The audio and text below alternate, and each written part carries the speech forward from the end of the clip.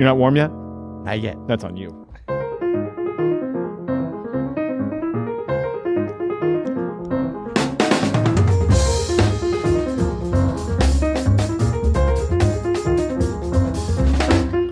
I'm Adam Manis. And I'm Peter Martin. And you're listening to the You'll Hear It podcast. Music advice coming at you. Coming at you. We're back.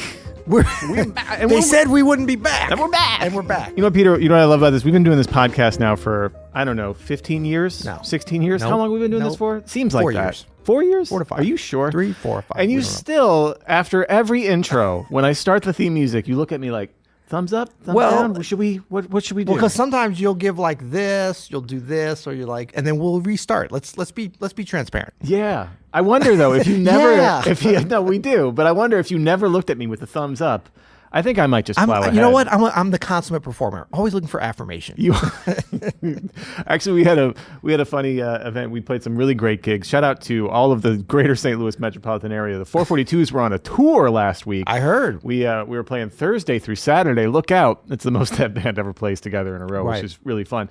But we played in beautiful. How'd those classical guys do? They were probably tired. They were exhausted. A union break, right? They were.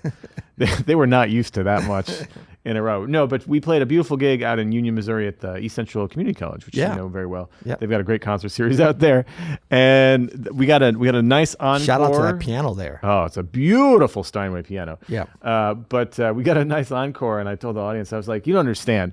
We've all been trained since we were kids to respond to applause. So if you applaud for us, we'll pretty much do whatever you need us to do. Right. Like if you need a light bulb changed in your bathroom, that's right, and I get a room full of applause as a musician, I'll probably do it. Right. Yeah. We are thin-skinned, affirmation-needing performers at heart. Yeah, we have with a low level of self-awareness. No qualms about how much I need it in my life. So really fun. Thanks to everybody for coming out for all those. And you had a nice week last week, apparently. I was not doing gigs every night. I was not even. I actually encountered a piano kind of by accident. I was down in Mexico. Celebrating Mexican Independence Day, as it turns out. That was not our main reason for going. Oh, you didn't go down just for that? No, but we were there for that. That was fun. Viva Mexico. Yeah.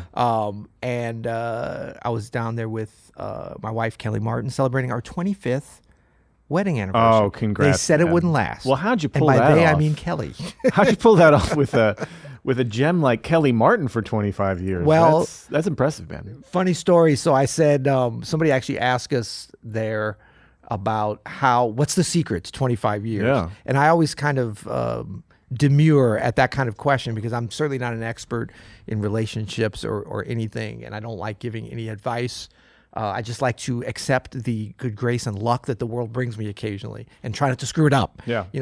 But I was like, well, the secret is that we basically have spent like 12 and a half years together. About half the time I've been gone on the road. Yeah. So I don't want to. How romantic, Pete. How romantic. I know. I meant that to say like I was trying to be, like self-effacing a little bit and not like, don't give me credit for 25 years. Just give us credit for 12 years. And what did Kelly say? And Kelly said, well, for me, actually, it's that the secret is that we're best friends. Yeah. And so I was kind of like, that too. I like, like when you answer first, but then you like the next answer better. Ouch. Yeah, that was, So anyway, it's a combination. Well, congrats. I should be telling you the story, but you know how sometimes when something embarrassing or shameful happens to you, you don't want to hold it. You got to share it sometimes. It's good. So. We've all been there. Well, man, it's good to have you back. It's good to be back. We've had Adam's like, we've all been there. I would never say that. You stupid idiot. No. We've had a crazy couple of weeks here. I feel like it's been a year since we've been sitting here making podcasts because you've made an album live in front of the whole world to see, which is a huge success, man. Congrats on that. It was an amazing record. Well, you produced it. Well, congrats to me too. So the Grammy's coming to you as well. Actually, shout out to Caleb and all our team here at Open Studio, Andy and Rachel and Dan and just everybody who was involved in making it a success. Did you see that? Yeah, there was a guy on a unitard. He was wearing a unitard on a unicycle that just flew by. He was going way too fast on the street. That was a motorized vehicle. Yeah, he's going to get hurt. Yep. But no, we've been doing a lot of stuff in between podcasts here, so it's nice to be back in the swing of things. What are we talking about today, Peter? Are we talking about getting cold? Or are we talking about what are we talking about? We're talking about getting warming up. Oh yeah, warming up. And this is your baby, but I've got some thoughts. But I also don't feel like. Well, are there two different kinds of warm-ups? There's like the warm-ups that we do for musical development, and then there's just like warming up to kind of get ready to do something for musical development or performance, right? Well, it's a curious thing. So I'm always curious when a pianist that I respect sits down at a piano for the first time. If you ever get a chance to be at like a sound check, or when someone is just approaching a new instrument on a gig, at a recording session or something like that, I'm always fascinated by what these great pianists will sit down and do. And it started off actually when Fred Hirsch made his course with Open Studio. I was on like a Zoom call for the first course, just kind of observing everything. And he sat down, and Fred, who, as you all know, is a genius piano player, said to the entire room, I'm going to warm up, and I'm going to do something that's going to seem very silly, but this is just what I do. And I can't remember exactly what he did. And I actually asked Brian Fielding about this, our friend Brian Fielding, who's friends with Fred. But it was something very like it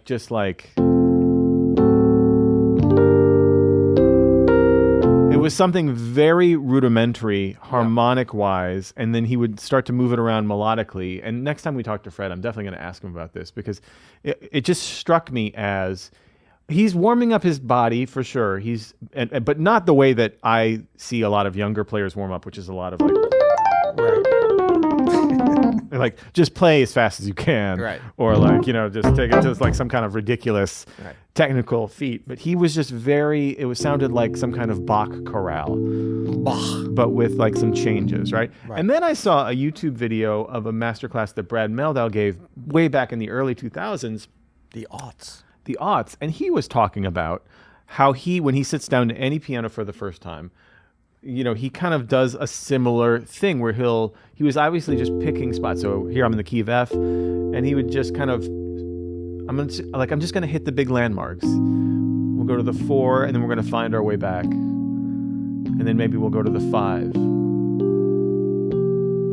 And then find our way back in these various ways. So, and he was doing it even more like triadic than me. Yeah. Maybe we'll find the 2. Maybe we'll find the 6. By find, I mean secondary dominants, tritone substitutions, voice leading to get you to the major landmarks of a key. And then he even, in this video, you can see it on YouTube, Brad Meldau warming up, then he's like changing keys to different keys. And I'm not doing it justice here, but this is now what I've started doing when I sit down. Shouldn't you be looking at your shoes right now? I should be gazing at my shoes. But it's this idea of like living, and I know classical organists calling this too, playing in a key, right? Just like improvising in a key, going to the major landmarks of the key, the 1, the 4, the 5, the relative minor, and then all of these sort of mediants like the 3 and the 2 and things like that. Just getting around in a key as opposed to like running scales or something. And I have found this, Peter, and I don't know, I'm really curious to know what you do on a gig. I've seen you in here, of course, but you're very intentional. But I found that it's not really about warming up physically. I mean, it is about warming up physically to a point, but it's more what they're doing is warming up their musical minds. Like they're sort of like mowing the lawn around the intersections of music for them so that they can sort of see the pathways in front of them, right? Cultivating the pathways in a little warm up. I thought that was really interesting. Almost sounds like maybe like a musical, walk around the garden where you're observing different things. That's kind of what, when you were doing that demonstration, I was thinking about. It's like you're maybe somewhere that you've seen before from afar, but now you're a little bit closer. It's like you're not going to just charge into that garden. It's like, let's walk around a little bit and see what's here. Let's get warmed up with my environment.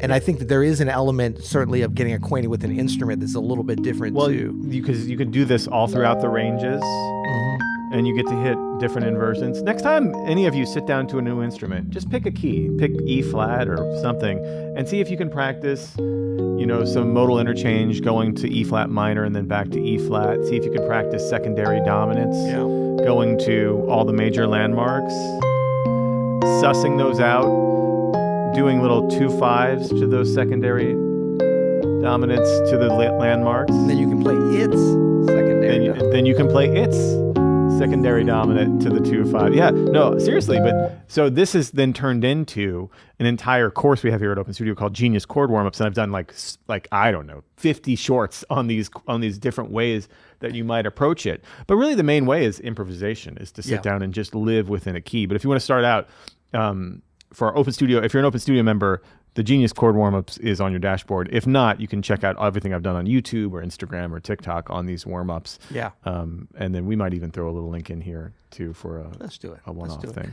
I mean, I think that the idea that we're warming up our improvisational mind, our creative juices, not even to the point of like, oh, I've got to get to this certain point so I can react to this sound or chord. It's like, no, the same way like a great athlete will warm up. They're not jumping right into the hardest part that they're going to have to do. Like if they're a sprinter, like that top speed. In fact, they're never going to hit that until they're in the actual race. But what are the things that they're doing? How is that related to preparing not just their body? Because I mean, look, just like an athlete, if you're not prepared to do 100 meters in under 10 seconds, there's nothing you're going to do in the 5 minutes before that's going to really get you ready. But like, how are you preparing your mind? How are you getting your body to the point where you can start to do that? Absolutely. Well, high level athletes, don't forget, they talk about their preparation right before a game or a match or a meet or whatever. There's a lot of visualization of what's about to take place, where they're walking through. And I think that's what these kinds of warm-ups do. Is you're walking through scenarios that are going to happen. Right. They're not the actual like tune you're going to play. They're the musical area. But there is a certain amount of actualization of, putting your hand on the keys and like moving around, but also with your mind in terms of like some basic connections, 5 to 1, 2 to 5 to 1, or just triad or whatever, and starting like warming up the musical mind. I love that concept because I thought we were going to be talking about mostly about like how do you warm up your hands, and I'm always like, I don't even always do that. No, I know. And when I do it, I don't necessarily play any better on the gig. Every time. So here's what I've noticed about you, and I wonder if you even have a definite philosophy. You don't have to have a definite philosophy. By the way, you could be playing outside and it's a little cooler outside, and maybe you should run scales really fast to warm up your hands so that you can just get loose or whatever. Like this could change from scenario to scenario. But what I've noticed about you, Peter, I wonder what your plan is on this, or if you even have a plan, is you usually sit down with a tune. Like I hear you, the first thing you play at an instrument is usually a tune. You'll sit down with a song and start playing something. Right. Is that usually what you do on a new instrument? Yeah, or like some changes, some chord changes. Maybe not as methodical as what you were just doing. It might be some like a blues or something. Just kind of whatever pops in my head. Like I don't really look at it as super important. Like, okay, I always play this one tune so I can compare. Like I do whatever sort of happens to be on my mind or just stream of consciousness. But that's more like getting used to a new instrument kind of a thing.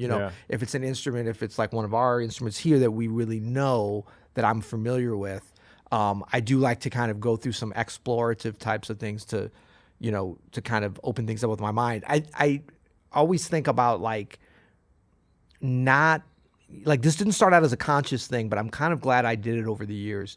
I always sort of avoided a very specific warm-up routine that I had to do because I very quickly realized in different performance situations that you're not always going to have a chance to do them. That's right. Sometimes you don't get a chance to warm up. Right. And so I was afraid, like, well, because I mean, that becomes very much a habit thing, right? Mm-hmm. You're training yourself. I mean, there might be certain things that you're actually able to open up your hands with, whatever, but then what do you do if you don't have? I was always afraid of that because I was like, it's going to happen a lot. Like if you play violin and you always keep your violin, you can always find like a bathroom to go in or whatever to warm up, you know. But it's like with piano, sometimes you're, bam, you just drop there and playing it for the first time. Yeah. So the thing of like warming up, I mean, talking about cold hands or something, I've got a great warm up for cold hands though. It's called gloves. Gloves are great. But really it was just like, you don't want to go in with cold hands. And definitely I see people like, oh, I'm cold. And they're like, just like. Start to flop. Yeah. I'm like, no, don't do that. That's going to like, you're going to tense up and stuff. Yeah, that's a good point.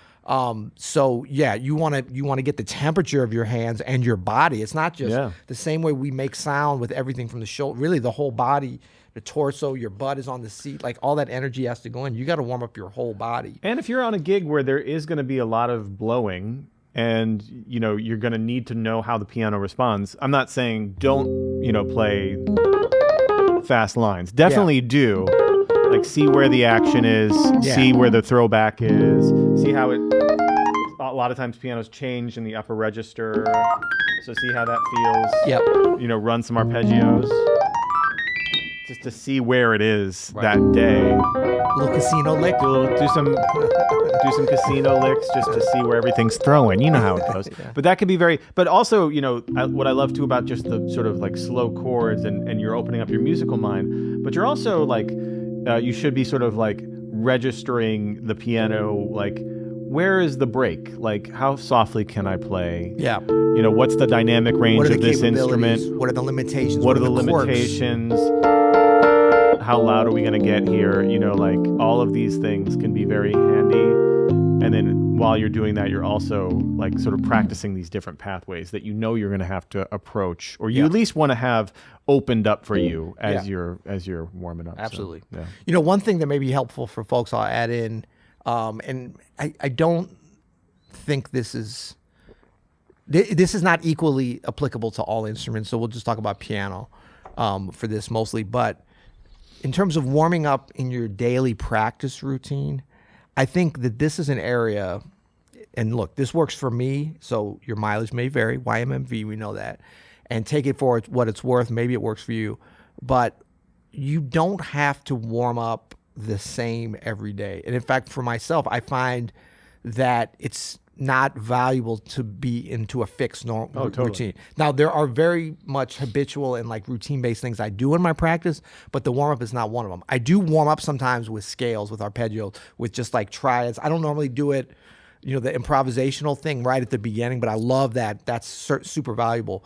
But what I find is that in terms of warming up the musical mind and then also sort of the tactical, what am I going to get accomplished in my practice, that varies every day. Some days, like I'm ready to dig right into writing something. Right. Yeah. And so don't get so fixated on, maybe if you're the kind that needs sort of a trigger to segue into your practice, some people then need have that. a short thing. Yeah. But be ready to extend it some days when you need it. But also you can get a little wisdom and learn what works for you. Like for me, man, if I'm away from the keyboard for a couple of days and then I have to play a gig, my warm-up is definitely going to include some arpeggios. Right. Because that's the easiest way for me to like really feel the space of the piano again. To get hooked back in. Get familiar again. Connect. Close my eyes, use my peripheral, whatever it is, so that I'm feeling my way on the keyboard, connecting to the full keyboard up and down, as opposed to just doing, the chord thing. I can really like get a nice breath. And also practice some technical hitches that I have, getting my thumb crossed under. Chromatic scales are great for that. We always preach chromatic scales around here at Open Studio.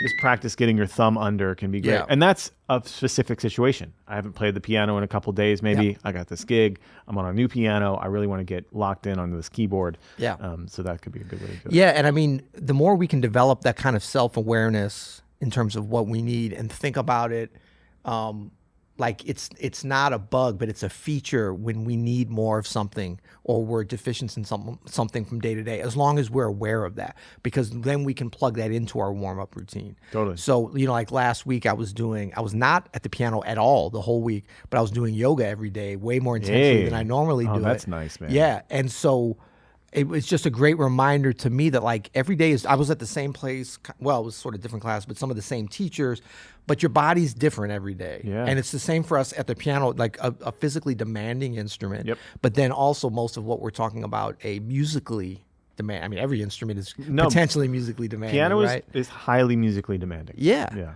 And so it's like, it's okay some days to be like, wow, I need more warm up in this area. Don't get down on yourself about that.